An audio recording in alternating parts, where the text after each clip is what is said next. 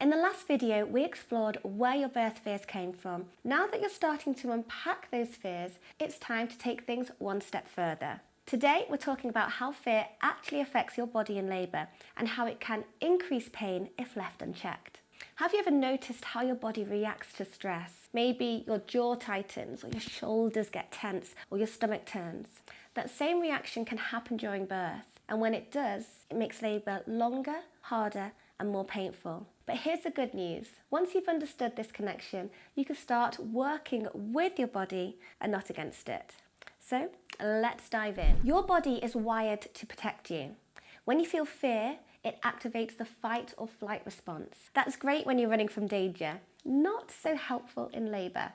And here's how it plays out. So 1, fear kicks in, maybe from uncertainty, past trauma, or a scary story you've heard. 2, your body tenses, muscles tighten, including the uterus and pelvic floor. Then 3, pain increases. Tension makes contractions feel sharper, harder to manage. Then 4, labour slows down. Your body interprets this tension as a signal to hold back, not to open up. Imagine you're walking alone at night and you hear footsteps. Your body responds. Your breath shortens, heart races, muscles tense. Now imagine that exact same reaction happening during labour. Your uterus is a muscle. When it tenses from fear, it's fighting itself. The result? More pain, less progress, and a harder experience overall. But you can break this cycle. There are 2 key hormones at play during labour. One helps you, the other doesn't.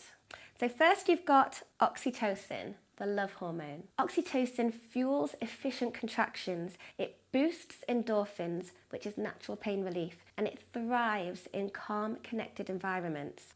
When you feel safe and supported, oxytocin flows. And then 2, you've got adrenaline, the stress hormone. Adrenaline is activated by fear and danger. It sends blood to your arms and legs, not your uterus, and it slows or stalls labour. So let's imagine you're labouring peacefully at home. Everything is calm, rhythmic, and progressing well. And then you get to the hospital. There's bright lights, beeping machines, unfamiliar faces.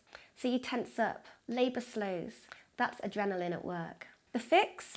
Well, you've got to encourage oxytocin. You've got to minimise adrenaline. And I'm going to tell you how. So first, you're going to use breath to release tension. Fear shortens your breath. Calm lengthens it.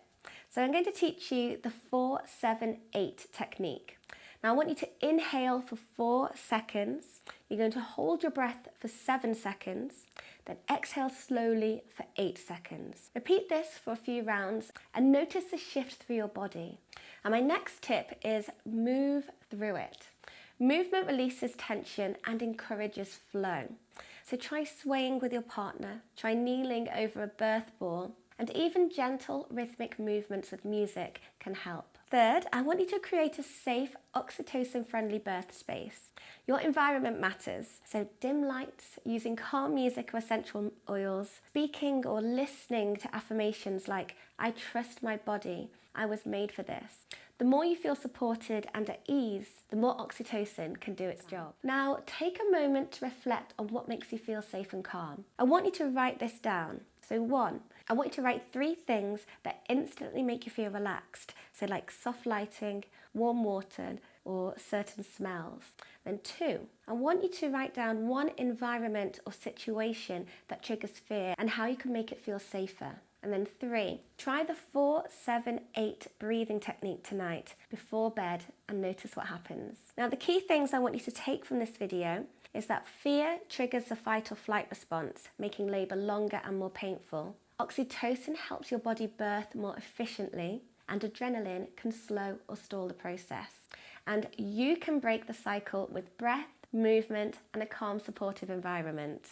Next up is video 3, where we're going to be debunking common birth myths. We'll be talking about why pain doesn't always mean suffering, how much control you really have in labour, and why a hospital birth doesn't have to mean fear or loss of autonomy. You're building confidence 1 step at a time. You've got this. If this video helped you feel more in control, leave a comment below.